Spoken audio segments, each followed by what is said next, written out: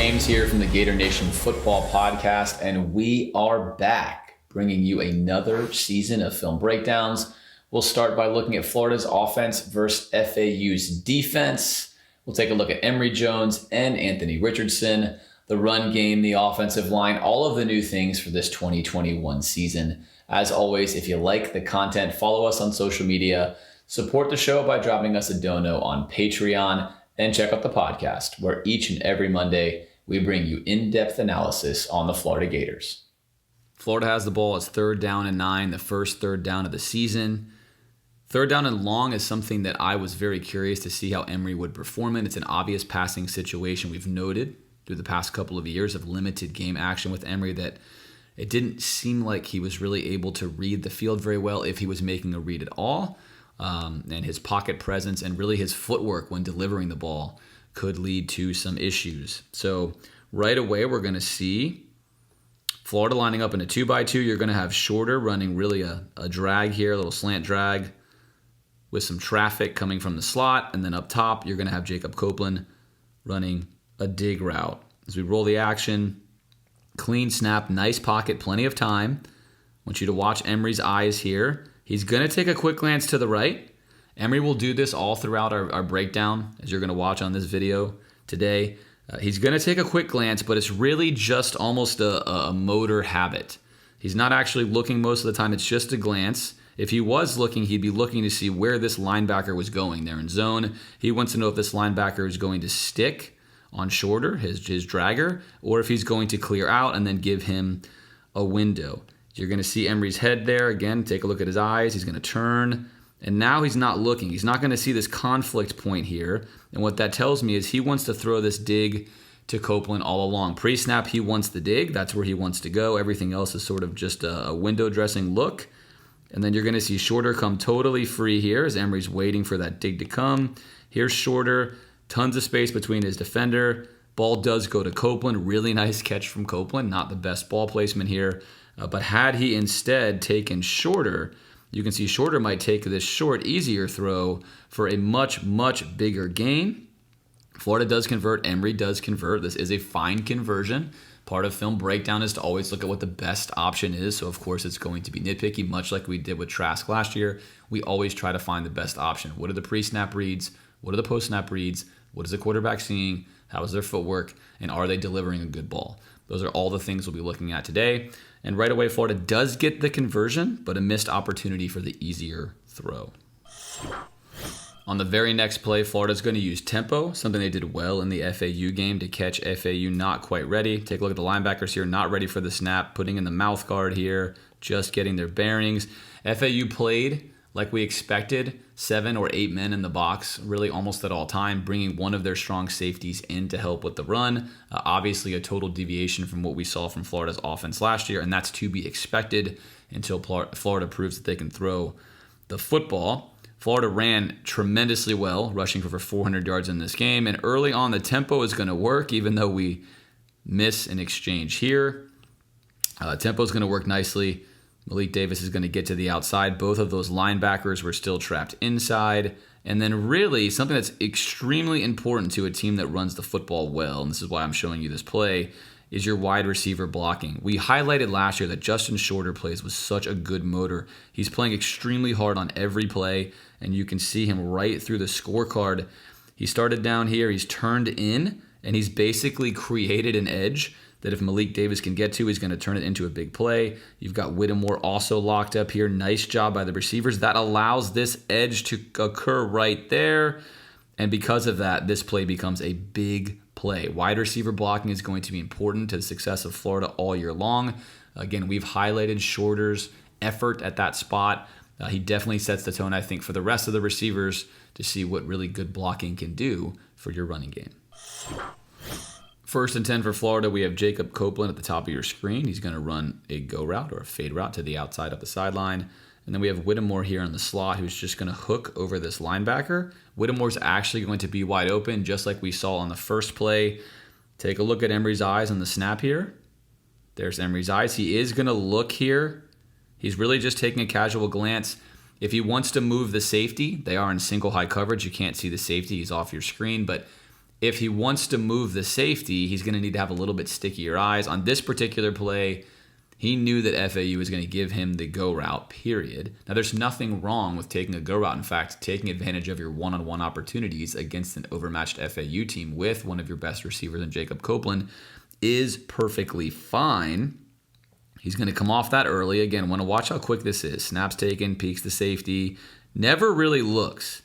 And you can't see it on your screen here, but he actually has a 3x3 here. We've talked a lot on previous broadcasts that he has a 3x3. That's a favorable scenario. He's got a 3x3 and a 1x1 here, meaning he's one-on-one. He's one-on-one with a defense on this side, 3-on-3 on this side. So you can take your pick pre-snap. He's going to quickly pull off this, and really he just wants to go to Copeland. He doesn't care what's happening. If he took a look a little bit longer here, he's going to see that Whittemore comes wide open over this linebacker. You're going to lose that on your screen, but he does, and he's just going to throw this go route right here, which, again, nothing wrong with throwing a go route here. I have no problem with giving your receiver a chance. Of course, you have to give your receiver a chance. This ball sails well out of bounds. So if you want to take your one-on-one right now, this is very good coverage by FAU. This is not a situation where your receiver is going to win all the time. It's a 50-50 ball. You had a 100% ball in the middle of the field, but I don't mind looking pre-snap and saying, I'm going to take this one-on-one go shot. There's good reason to do so in football. It's something I favor. So I'm not going to harp too hard on this one, other than the ball placement's going to have to be there. Again, if you're going to take a 50-50 shot, you need to have a ball placement that allows your receiver to go up and get it. 3rd and 3 for Florida in the red zone. Florida has the perfect play call on as FAU is going to bring a corner blitz, most likely expecting a run. Corner blitzes are very popular against a team that runs a lot of zone read as they help you protect the edge, give you an extra defender that you can't always see or read. In this case, Florida does have the absolute perfect call on. Here's your route combo. Going to get a run off here. That's going to leave Weston wide open right here. And really, we're 2-on-1. So there's one defender just off your screen you can't see. And here we're 2v1. Emory's going to make the right choice. At this point in time, this defender is actually flowing here to cover this route. And if Emory puts this ball here on the inside where he's not having to leave his feet some, this is going to be a touchdown. Instead, the ball is thrown high and to the outside, or the same side that this defender is on. That allows him to recover. Take a look at the recovery here. This still becomes a conversion and a first down, but again, film analysis is about really improving quarterback play. Emory stands in here nicely, sees the corner blitz coming, stays strong, fires the ball in here. This is the right read, right guy, right situation. Ball's on this side. It's going to be a touchdown. Ball's thrown to this side. Defender able to recover. Either way, good conversion for Florida. Of course, you will take that. If you're looking at becoming a championship team, you need to make sure those throws are going to be closer to perfect so you can maximize your scoring opportunities when you get them. Nice play call there from Dan Mullen.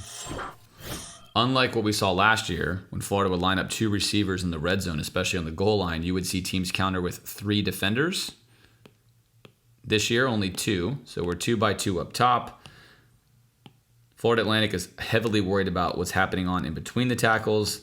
And this little speed option to the left is really the perfect play call. Very easy. As long as we can get a contained block here, which we are going to get from Guraj, who played an excellent game, then we're going to have a 2-on-1 on the edge defender, which we have. Emory engages him. Simple toss to Pierce. And as we mentioned, wide receiver blocking is pretty important. That's a win for Florida. Take a look at Shorter. He's got his man blocked up in the middle of the end zone. And there's Whittemore getting a pancake on the goal line. And that's a walk-in touchdown. That flag is not on Florida. And that's how you do it. That's how you can take a really simple play concept, knowing how a team wants to defend you. And if you execute it correctly, take a look here at Guraj. Everyone doing their job. Guraj, a little chip here just to slow this down enough. Then he's going to engage the defender that has to come over and help. Take him out of the play. Then your receivers do their job. And you get a nice, easy touchdown. Florida's O-line play was much improved in this game. We're going to highlight it on several plays to kind of show you how well their guards were pulling, really how well Guraj did at that left tackle spot, and just an overall increased, really success rate at actually blocking the play the way it was designed. So there was significant improvement against FAU in that regard. And again, we will see it as we go through this breakdown. Second and 11 here as we see Urban Meyer being interviewed by the SEC Network. Most of the plays that were run for Emory were one option throws, really a primary option and no one else. A lot of the receivers would be running blocking routes or half-hearted routes, if you will, really just to get to a different spot. And a lot of those, of course, were east-west. This shouldn't be surprising to any of you who listen to the podcast. We've talked all offseason about how Emory is most likely going to be throwing a lot of east-west short balls. And then until he proves he can throw intermediate or deep routes, Dan's going to keep things simple for him, especially if his ability to read the field is in question. Why am I showing you this play? Well, these are simple plays that can have either a lot of success or a little bit of success. Now, Pierce is fantastic at breaking tackles. We talked about this last year as well. He has by far the highest tackle break rate on Florida's roster. He displayed this against FAU. But this is a ball where if Emory puts this ball out here, so Pierce is able to catch this ball not squared up facing the middle of the field, but instead running through the gap that he has here. This play could be a touchdown. Instead, you'll see Pierce has to wait for this ball. Take a look at his momentum. He's waiting. Now he's catching the ball. Now he's turning. That allows this defender to make a play. Again, if this ball is thrown here on the numbers, where Pierce can catch this ball with momentum facing this way, this play is potentially a touchdown. Take a look at the blocks. Excellent blocking here, again, on the edge. We'll highlight it all game long. Really fantastic job. This play is going to be successful as Pierce is going to break the first tackle as he normally does, but rather than having no tackle to break and make up the sideline, Florida will take a gain of 8 or 9 yards. So perfectly fine play. But again, when you're getting receiver blocking against an overmatched opponent that is that good, these plays can be touchdowns if we can execute them better. Of course, it is the first game of the season. You do not expect Florida to be executing these plays as well as they will be on week 9 or 10, but we highlight this on the film review so you can take a look at what makes an 8 or 9 yard play versus a touchdown play, and ball placement is everything. It's been a long time since we've seen offensive line blocking like this at Florida. Now, we mentioned as well entering into this season that if Florida's offensive line can stay healthy, they could be a good unit, at least an above average unit. If they don't stay healthy, they're very thin. A lot of question marks with what's happening behind the starters outside of Josh Braun, who plays right guard. Right now, Reese is at guard. Delance, who we're going to have to watch all year to really see what kind of improvements he's made. But the left side of the line was extremely strong on Saturday night. Garage at left tackle, Ethan White at left guard had a phenomenal game. And then you had Kingsley here at center, who I thought did really, really well. And you're going to see on this play on the left side, as we convert on 3rd and 2, again, something we have not seen against any opponent in Florida in quite some time. Double team here with Guraj and White, creating the gap. Kingsley's going to hold his own right there in the middle. Linebacker is going to take a bad fill underneath, but Malik is really going to create this. Take a look. Again, football's such a great sport because of the nuances. There's a slight lean here. He's got action coming to this side of the field, which is going to allow, take a look, bad fill by the linebacker. Let's clear this out, and that's going to create a clean hole. We should be excited about this, Florida fans. It's not often we see that. A clean hole to get to the second level where Malik can then put a move on the free tackler who does get him. But a great job on 3rd down and 2. Obvious running situation. FAU prepared for the run. Again, overmatched opponent, but Florida have been unable to do this against really anybody. So a nice job there by the O-line. 3rd down and 7 for Florida. FAU is going to elect to play cover 2 man. So 2 high safeties. They're going to lock up everywhere across the board. And Emory Jones is going to want to hit shorter on this dig route here. It's going to be covered. What we're going to look at here is FAU is going to play man. So linebacker is going to lock up here. Running back. Everyone's locked up a man, plus 2 defenders on the back end, plus 2 on the back end. And Emory is unfortunately going to fall victim to the age-old Delance pass rush. There it is.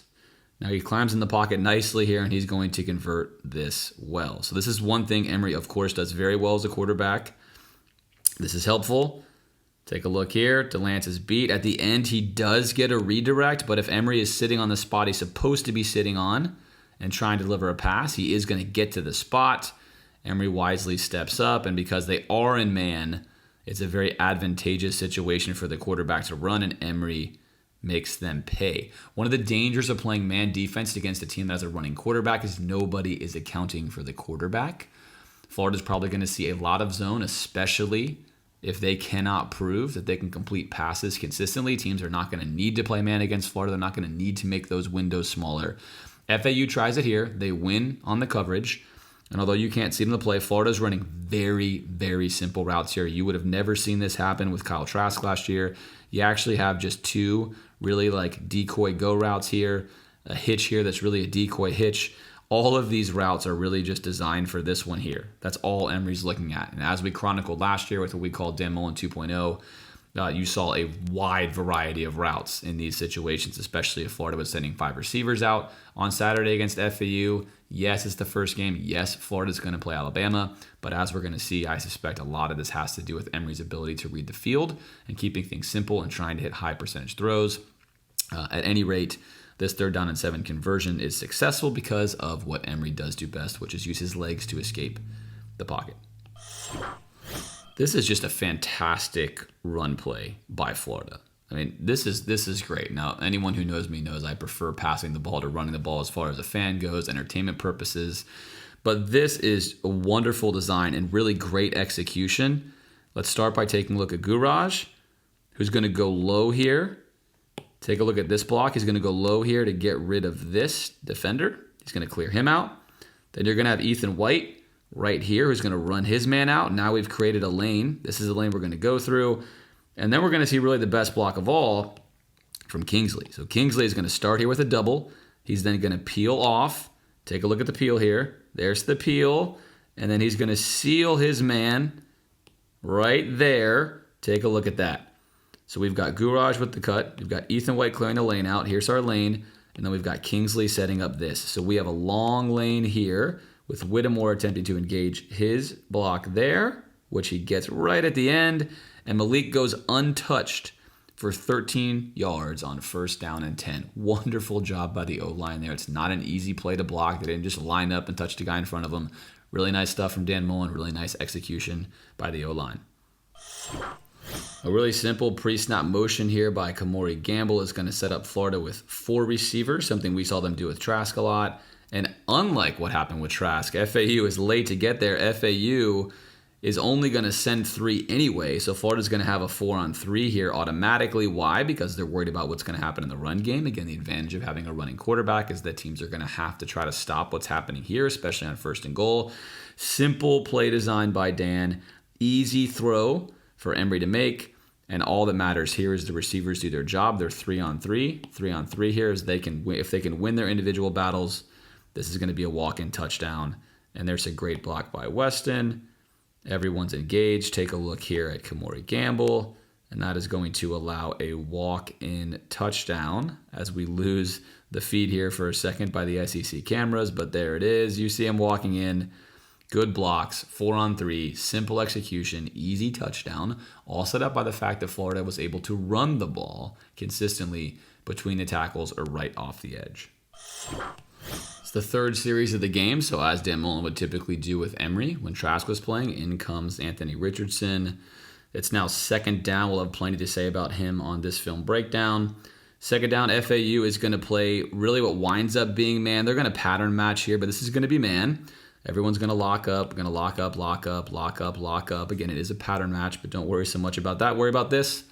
They're going to bring a free blitzer one-on-one here versus Richardson. Take a look at Richardson's mechanics. I really like this here. Eyes are downfield. Back foot hits the ground. Takes a look at where he wants to now throw. Timing is good. Footwork is good. Sees the free blitzer. Going to make a miss with a quick move. And now because there's nobody responsible, there's no linebacker left waiting here. They're not playing a zone in that regard. He's going to make them pay. Of course, Anthony Richardson, a true 4.4 speed guy, also a big, strong guy at quarterback, is going to pick up an easy 15, 16 yards there by making the free blitzer miss. Again, one more time here. Very nice play. Both Emory and Richardson are dangerous in the pocket alone. I love how his eyes were downfield the whole time. That was an adjustment right at the end. Comfortable feel of the free blitzer. Good awareness. Very, very nice play. Anthony Richardson's helmet falls off, so unfortunately he has to come out of the game. Does not get to finish his series. In comes Emory Jones. Now another 3rd down and 7 in the red zone. We've seen Florida run this play quite a bit with Kyle Trask with a lot of success. We're going to have Emory Gamble running a corner route here. Then we're just going to have an underneath route. Take a look here from the running back. There it is. There's Naquan. So it's a high-low. What you cannot see on your screen, even from the second replay, is this is the key defender here. It's the corner. They are playing a cover 2 defense. There's a safety over here. Cover 2 does have a weakness against the corner. Proper technique is the corner is going to bail and split halfway between the smash concept, which what this is, a smash is a corner route, then like either a hitch underneath or anything coming underneath that is a smash. There's different ways to run it.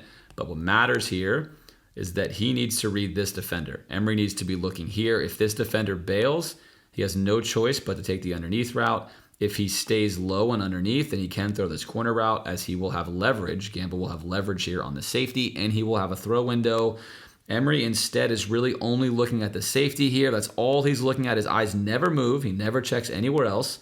That allows the dropper, which you can't see on your screen, unfortunately, but the guy who makes the pick is that corner we talked about, and he is sitting here in the drop lane. So he simply started here, saw Emory's eyes, kept going backwards, stood right here. Emory woefully threw this ball too short and low anyway. But regardless, the pass he actually had would have been Naquan right about here. And you're going to get a little bit of a look at this on the replay. It's not going to be perfect. Here it is. Emory takes the snap. Again, the read, his eyes shouldn't be reading the safety.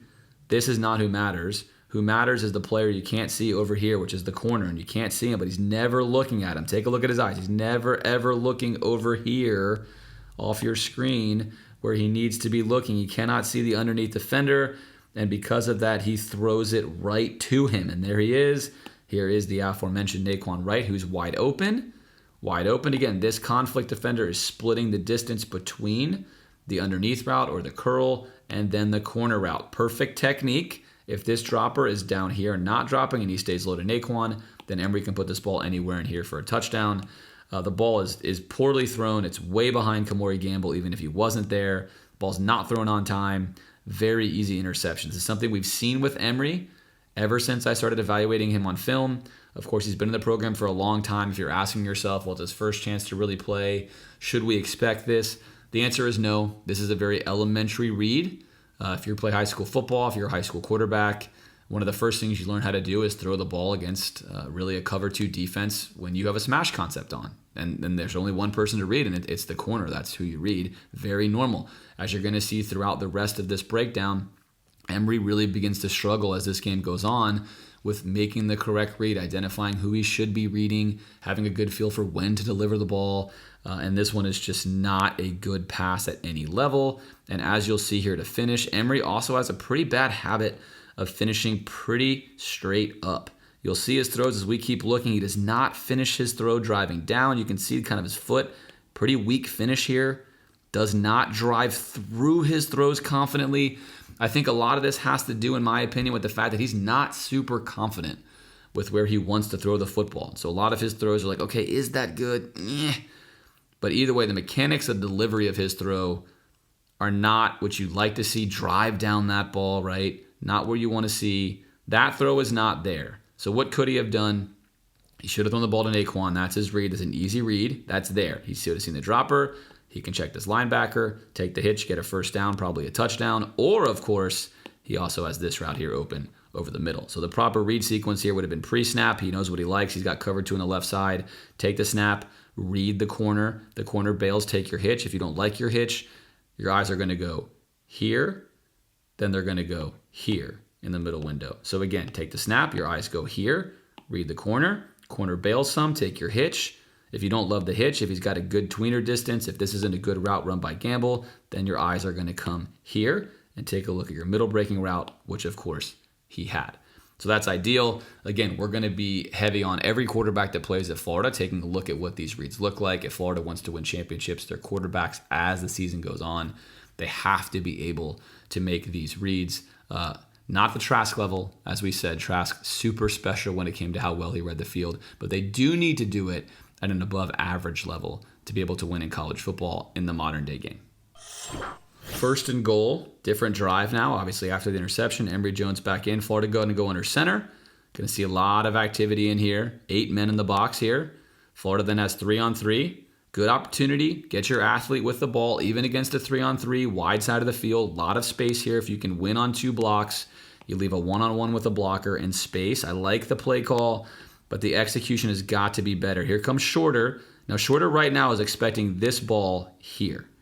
He's expecting it to his left shoulder, up the field some. So when he catches this, he's immediately open to the action. Instead, Emory is going to throw this ball low and behind him. Take a look at where this ball is. Ball should be here. Ball is here. Shorter's knee is going to touch the ground.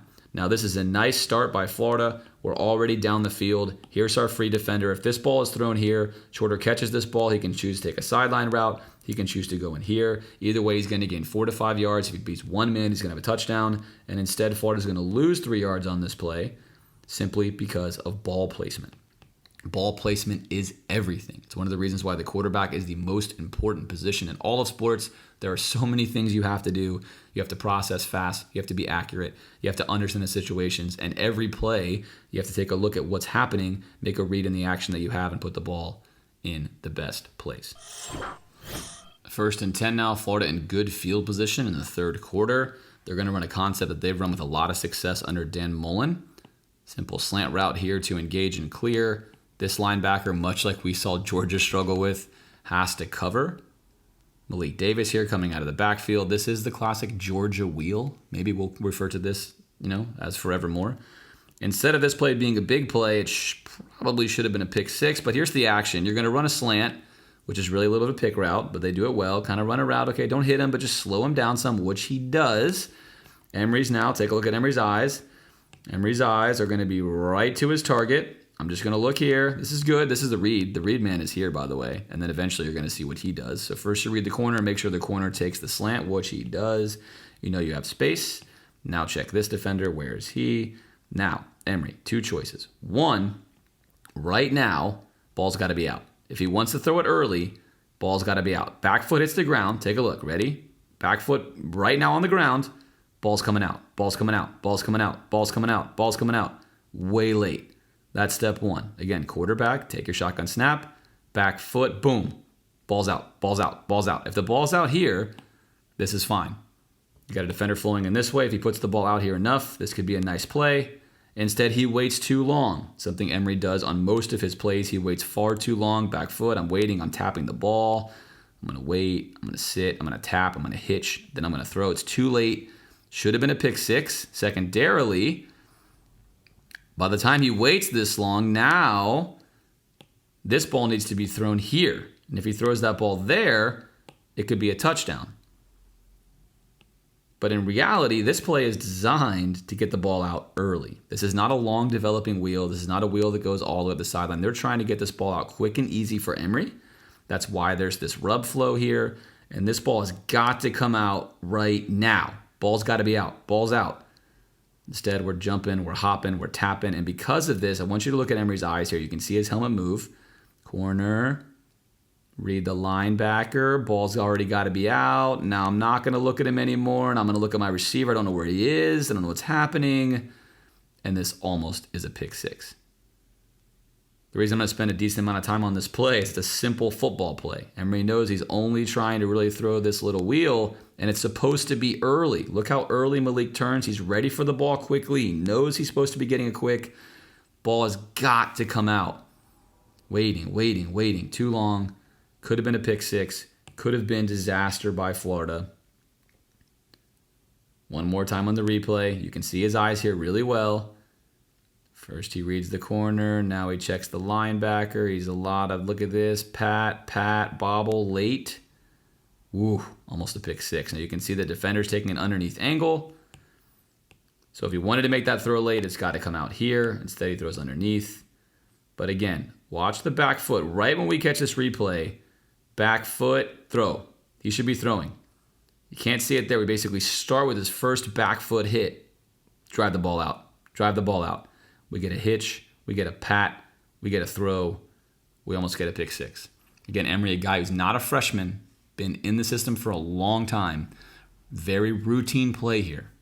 It's troubling to see these situations this early in the season here for Emory because he has a lot of experience. Again, basic route here. Nothing complicated. Something he's done a million times in practice. Something I'm sure Dan Mullen, of course, will coach him all week on with this film here. But that, not high-level quarterbacking. This will be a nice pitch and catch here for Florida. Florida's just going to run a really simple little middle route, wide open. So at first glance, nice work by Emory. We complete the pass. We get the first down to Rick Wells, who's been in the program forever. Good for Rick. Always good to see him doing good things on the field. Nice completion. But if we want to examine this a little bit more critically, take a look, and you know off the start, pre-snap, you got too high. You know the middle is the weakness. That's where you want to throw the ball. So you've got a really good play on. You know this pre-snap. Judging by Emory's eyes, he wants to go there right away. So good pre-snap recognition, good post-snap confirmation. And again, though, take a look. We're going to just talk about this. Take a look at the footwork. Backwards, backwards, backwards. Foot hits the ground, and ball come out. Ball come out. Late. It's late. That's half a second late. Ball placement is also low and behind Wells. This is a play where if the ball comes out on time, Wells is not slowing down. Wells is catching this ball full momentum. Ball's put out in front of him. This play could be much, much bigger. Talk about maximizing yardage. You expect ball placement to be good. This is a great pocket. He's got all day to throw. No pressure. It's late. It's not in the right place. And Florida gets the gain, but they get the least out of that. Again, we're going to be looking all season long to get the most out of those opportunities. We've seen Florida use this play design before. It's really nice. You're going to see Kamori Gamble pull across the formation here to get a block, and then we're going to have a simple zone read for Emory Jones. All he's going to read is the crashing defensive end right here. This is his read. Take a look. Emory does this very well. Simple read for him. If he comes inside, which he does, he's going to keep it. Take a look. He comes inside. He's inside. And now Gamble pulling out to the outside, going to set this block here, and that's going to allow Emory to have a nice big lane to run through, and he's not touched until he gets the first down. Another nice play from Dan Mullen. Good execution there by Emory. Third and goal for Florida. They're going to come with the same formation we saw earlier. Here's Rick Wells. We saw a touchdown on this, and now they're going to counter with 4 out here early and on time this time, which leaves us with even numbers in the box, which really means we have a +1 advantage. This is what Dan Mullen's offense is designed to do, going back to the Urban Meyer days. It's what they love about a running quarterback. Puts a lot of pressure on the defense, especially in the red zone, and you can run some really simple plays. Now I'm just going to run this play for you live. Pierce makes a nice move and it's a touchdown. But if we appreciate what really happens here, FAU is going to come through the A gap right here, untouched, and you are going to see this arm. Take a look at this. Take a look here. Look at this. What a play, right? You're going to see the big paw there of Kingsley come out right at the end. He's engaged here, and then just take a look at the paw come out. Just look at it. Whoop, right there. Slows down the momentum, and then Pierce, as he almost always does, makes the first guy miss. Shoop, doop, and then he finishes it. But this is a really underrated play here from Kingsley to save this from being a tackle for a loss, and you're going to catch it right here. Again, here's your A-gap pressure, A-gap, B-gap, right? Here you go. Comes through right there, slows him down. There's the arm, clothesline. Right now you can't see it, but he's actually clotheslined in front of him here. Pierce is going to put an absolutely cold move on him. Stop right there, just slide to the outside, and then finish it. So really nice play for the touchdown, but that's all made by Kingsley right there at the end, recognizing that A-gap pressure and just doing enough to slow him down. 2nd and 16 for Florida. You're going to have out here a hitch route, deeper hitch route. Whittemore's going to try to run in this space here between these two linebackers, here and here. Take a look and you'll see. There it is. Now we're going to stop it here. It's going to go off your screen. I'm going to stop it right here. Emory is looking here. This is your deeper hitch. You already have a bailing corner, which you can see right here. This should be the corner. Again, 2nd and 16. You don't need to get the first down yet. You're looking for easy yards. Your first read pulls to the left. This corner's bailing. They're playing a cover 3. This linebacker is way too far inside. Go ahead and put this ball out here. Take your 8 to 9 yards and get a 3rd down and manageable. Instead, he's really not looking there. This is just sort of an Emory thing. He's just kind of putting his head there. All along, he wants Whittemore. He's not really making a read. And you can kind of see it's sort of just window dressing. And again, quarterbacking is about window dressing. It's about faking them with your eyes. But it's also about actually reading where you first look.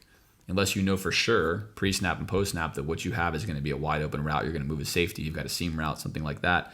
You need to be able to actually read the first one. If the first one's open, take it.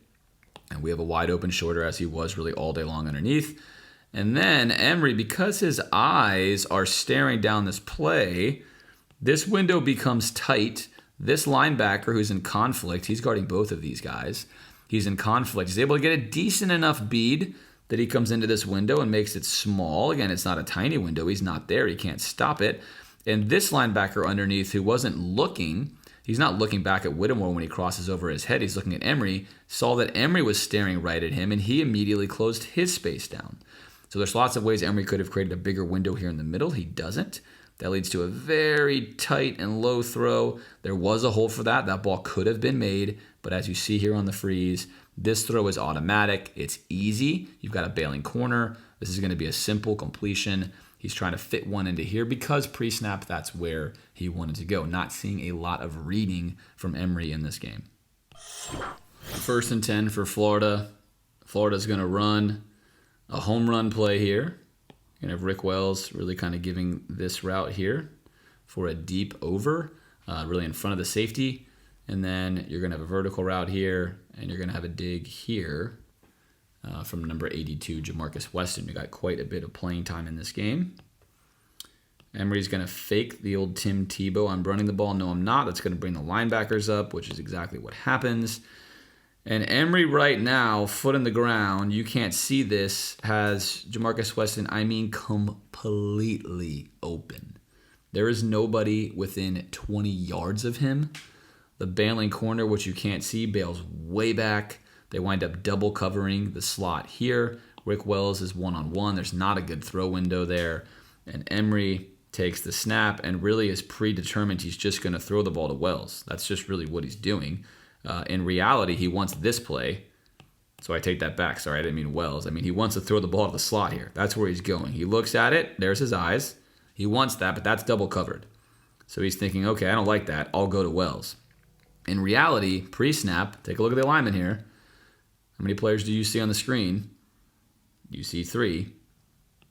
If he takes this and he sees 2 guys on this side, go with his slot receiver. That leaves nobody over here. So the obvious read, okay, the safety and the slot defender have run with my slot receiver. I don't like that, but you know what I do like is the wide open guy over here, Jamarcus Weston. But nope, I'm going to try to throw one to Wells. I'm going to throw it late. I'm going to underthrow it, and the DB is going to actually run that route for me and take an interception. One more time. Very simple play. Everything you want. Fake the run, suck the linebackers up. There's just so much space. Take a look at your primary read. I don't like it. He's double covered. Let's throw the ball to the guy underneath him. That's how the play is designed. And nope. Gonna lob that one there. Frustratingly low level of quarterbacking. Look, there's no doubt that Emory's trying his best. One of the hard things about film review is that I'm not trying to come after a guy. But football is a tough sport. You have to execute at a high level if you want a quarterback for a program that can win something.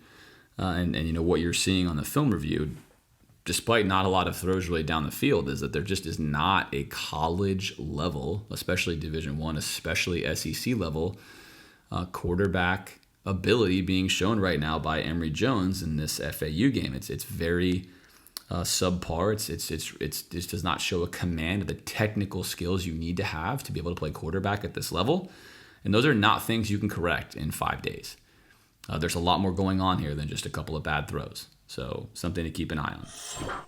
Emory Jones now 2nd down and 13, a couple of plays before he winds up yielding way to Anthony Richardson for the rest of the game. Trent Whittemore is just going to run a simple dig. Again, running very basic concepts here, basic throw. Emory's going to take this snap. He's going to look to the left. Not a real look. Again, see how fast his eyes go there. He's not really looking there. He's not really reading anything.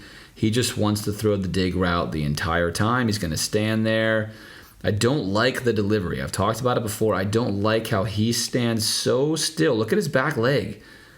Go out in your yard and throw and keep your back leg behind you and see what kind of drive you get on the ball. Obviously, right now, I think he was in his own head. He had a tough game. He's aiming the ball. There is a window to make this pass, of course. Whittemore has this here. The ball needs to be there. The ball is way behind him, almost hitting the FAU player in the helmet.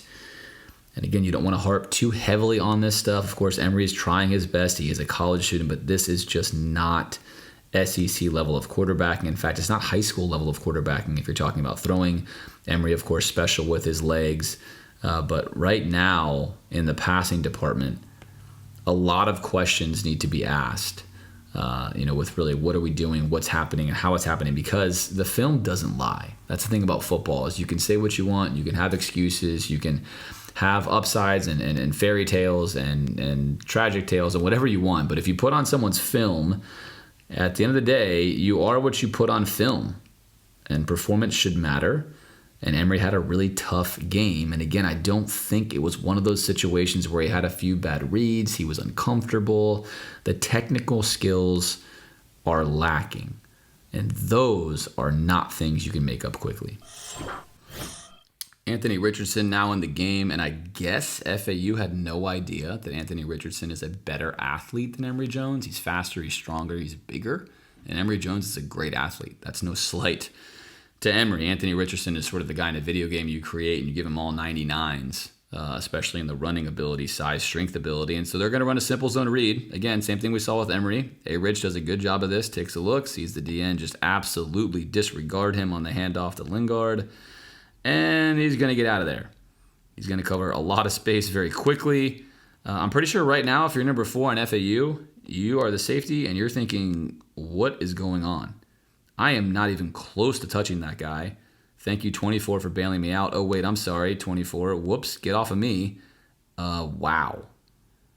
Yeah, I think all that's happening here is number 4 is thinking, I'm really glad I'm not number 24, and I got to just run deep here and watch this whole play happen, because we take a simple zone read for 35 yards here, and 24 pays the price. Ooh. Look at this. He's on the ground. There's a lot of bad things happening there. Not a lot of good things to be said. Get up and clap, though. I like that, 24. Look, it happens. You play football, everyone's going to be on the wrong end of that kind of deal. Get up, make the next play.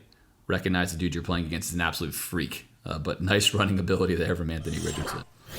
Anthony Richardson was not given a lot of opportunities to really throw the football. Most of his plays were running until the very end of the game, in which he had a lot of true freshmen and guys that he may or may not have been throwing the ball a ton to.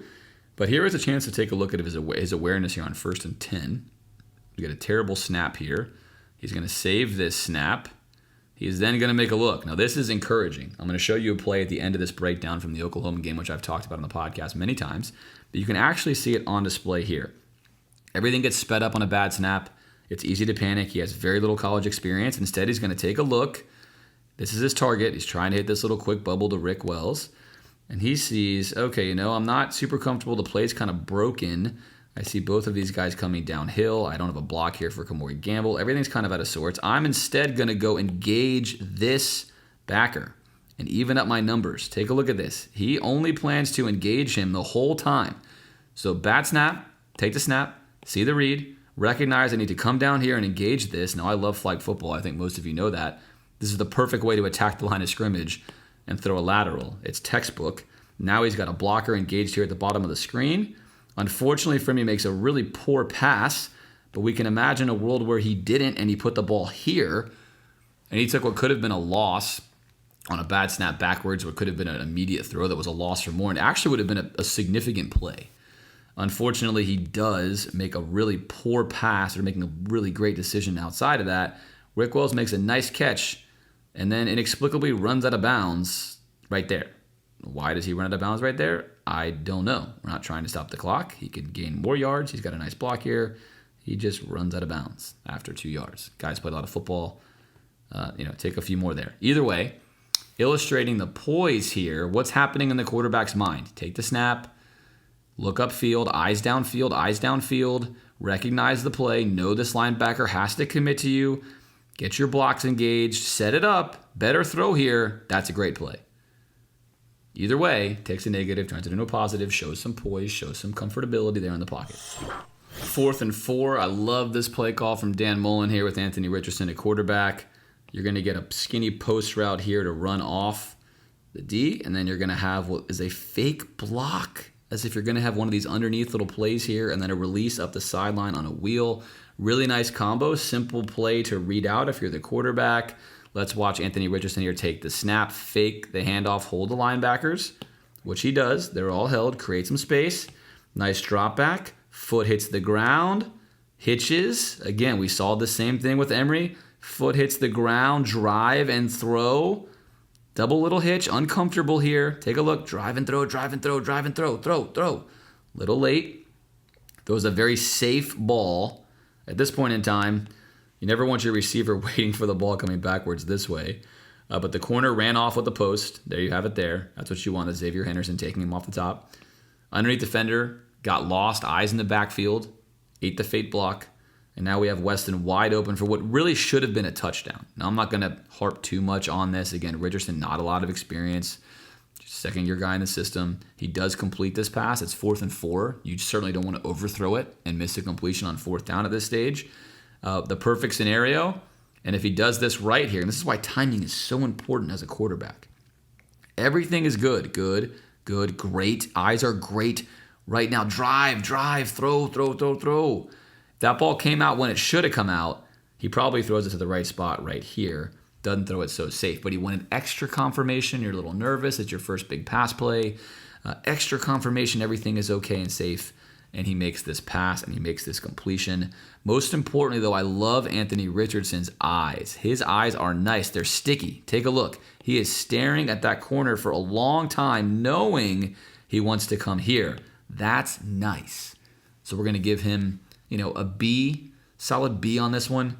Better ball placement makes it an A. And, of course, on-time throw makes it an A+. But a big completion for Florida on 4th down and 4. And a really nice play. You'll catch this flake block right here. Take a look. Here's the play. We're going to fake the little screen. Hold these guys down here. We're going to keep his eyes in the backfield because he also sees the screen. He looks like he's going to block. Arms are out. I'm blocking. No, I'm not. Take it up the sideline. Now, here is what I talked about. As Anthony Richardson gets better, he'll recognize. Take a look here. He'll recognize. There's your dropping corner. He's going to recognize this corner is committed. He's high and inside. He's committed to the post right now. He's committed to the post. Anthony Richardson's back foot has just hit the ground. See, we talked about already. Back foot hits the ground. He's now ready to throw. This defender's flattened out. This ball can come out right now. He's good to go. This player's dead. This ball can come out right now. He's ready for it. He's got his big window. He just barely misses that timing. Again, like we said, just barely. And in fact, he can get away with that because the play is so good. As long as he puts this ball out here further, that's an easy score. Take a look. Easy score, but it's a safe throw. It's a safe, nice throw. Nice move. He's got him. Right now, the ball can come out. Takes the extra hitch. I have no huge deal with that, as we mentioned. Nice safe throw. Nice play. Nice play. Nice execution. Huge conversion. Love the play call. What a great play call there from Dan Mullen. 2nd and 8, same exact play we saw with Emory. Here is Emory Gamble, who I thought had a really nice game blocking. I thought he's improved a lot in the offseason. He did fine last year a blocker, but I really thought he's upped his game blocking, especially against an overmatched opponent. Here's the read defender. Richardson's eyes are right on him. You can see right here. He's staring right at him.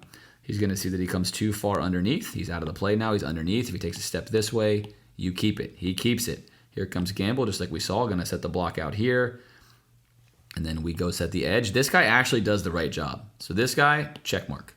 You have to get to the edge there. You cannot let him do this. You have to make him go back towards your help defense, which he does. So we're going to give him a check. He does the right thing. Unfortunately for him, the guys on the rest of his team just don't have the wheels. Anthony Richardson gone with a lot of guys chasing him, celebrating into the end zone. If you were in the swamp, there's 3:43 left in this game. And the entire 4th quarter had all this electricity, despite the fact that a lot of people were gone, because every time 1-5 touched the ball, you knew something special could happen. And this is why Dan Mullen loves a running quarterback. He loves a guy who can run, because you can just take these really simple plays, especially against overmatched opponents, and turn them into huge results. It's one of the reasons why Dan typically does beat overmatched opponents when he has a running quarterback. Of course, a different story against an opponent with the same talent as you, but Anthony Richardson showing off his athleticism there with a really nice touchdown. 1:35 left in the fourth quarter. Florida not covering. Time to start slinging the ball all over the yard. A very fun last 2 minutes in the swamp. Up top, we have number 0, sophomore Frazier's, talented guy. And then here in the slot, we have Jordan Pouncey. Pouncey's going to run a post route. He's going to be absolutely wide open. Frazier is going to be covered here on his stutter go. We're going to look at a couple things here. First, we're going to look at Anthony Richardson's head and eye movement. Here he is. Anthony Richardson has sticky eyes. That is very good. Quarterbacks need to have sticky eyes. What I mean by that is you want to put your eyes on the safety, you want to move him, and it wants to be a sort of slow, sticky process. Really get him glued into what you're thinking and where you're looking. Shifty eyes are really quick. You're moving around too fast. The safety's not even going to take any of your eye movement. So his eyes are sticky.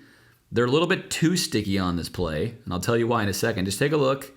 He's still looking at the safety, still looking at the safety. That's nice. He engaged the safety there for a long time. In fact, his entire drop back, safety, safety, safety, safety, safety, safety. Now I'm going to look at my throw, and I'm going to throw it. We're going to overthrow Frazier's here, but two things going on. One, take a look at this. This is the definition of wide open. And that is Jordan Pouncey, who is completely by himself. That ball's got to go there. Now, why didn't it go there? Well, as a quarterback, your eyes can be too sticky. Now, as a coach, I'm always going to take a quarterback with sticky eyes over shifty eyes. His natural tendency is correct, but right here, he's already engaged the safety. The safety is locked out. The safety is now out of the play. You can't see him on the screen. He's gone. He's dead. He's never going to get to this stutter go. Not enough time, which means now he needs to actually read his stutter go and see if that's a viable option.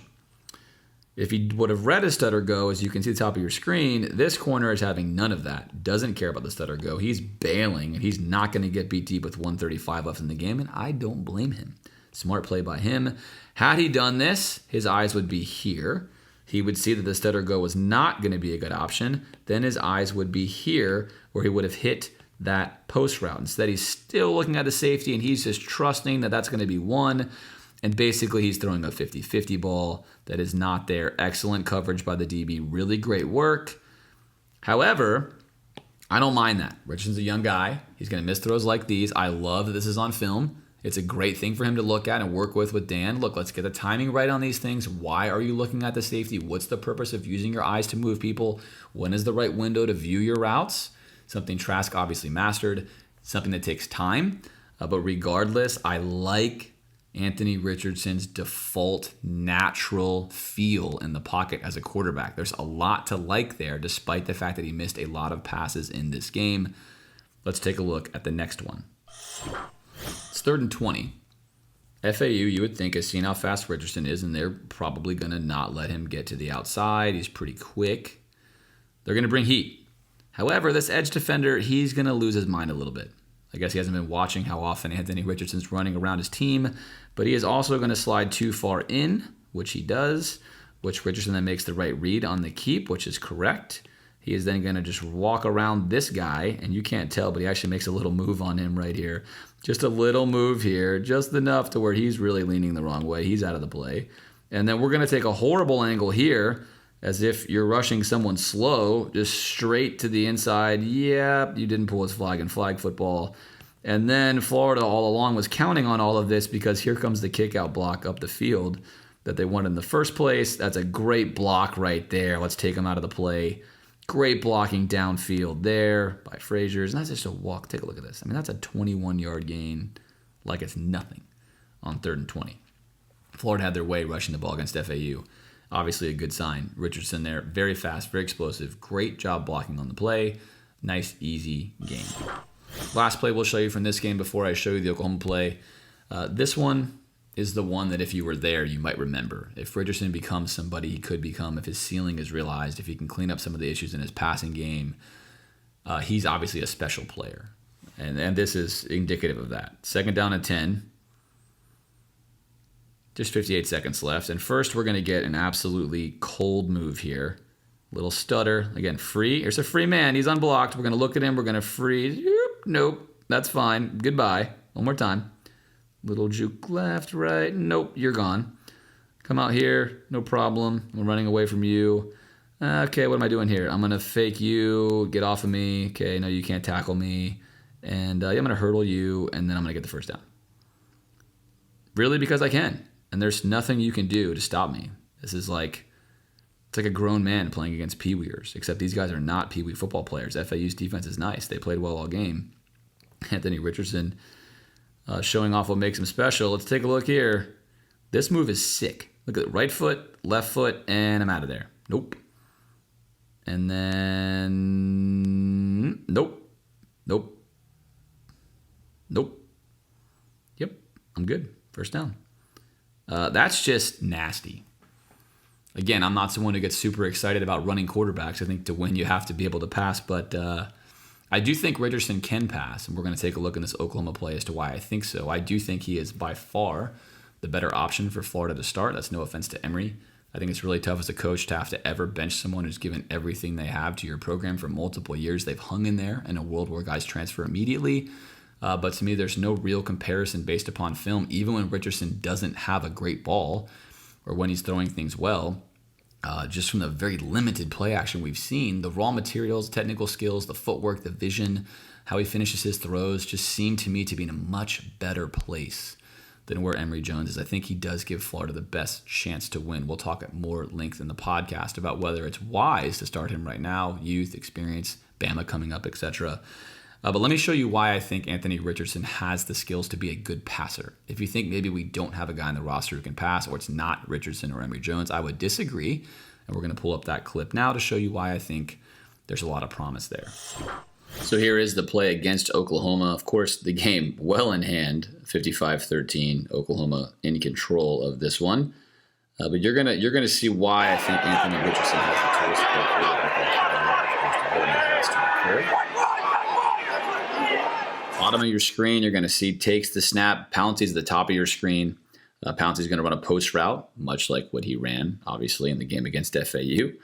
And Anthony Richardson's going to check to his left. Right now, you can see his eyes. His eyes are focusing on the left side of the field. He's going to move the action that way. And then he's going to put his foot in the ground. Look at that right there. Right foot in the ground. Is he a little bit too spread out? Yes, he is. But I like this. Again, early development will work from him. Drive forward into the pocket. Set yourself up on the platform. He's got pressure coming on him, and he knows it. And then he's going to wind up throwing this ball Richardson right over to the end zone and gets the touchdown to Pouncey. Rear. A little better one here. Stand strong in the does to move the defense with his eyes. Take a look at his helmet. To the left there. Now to the right here. Look at his helmet. He is staring at the safety. Look at the white stripe of his helmet and look at the safety. He is staring right at him. And if anything, he's making it look like he's going to throw the ball to the corner or in a vertical route to the safety's left-hand side, your right-hand side of the screen. And by doing that, look at his head, look at his head. He's actually creating the throw lane over the top to the middle. And right there, you can see in that jumbled set of bodies, his helmet stripe goes to where he wants to go. Gives him the hand signal as he comes open. And he's holding a safety in position on purpose, knowing he has the post route coming. That is a nice piece of quarterbacking. I saw it last year. I did not put it on my Oklahoma film breakdown because I didn't do one. Because quite frankly, can you blame me? But at any rate, I saw it. I've noted it multiple times on the podcast. There it is now for you to see. That may seem overly simplified to you, but that is not.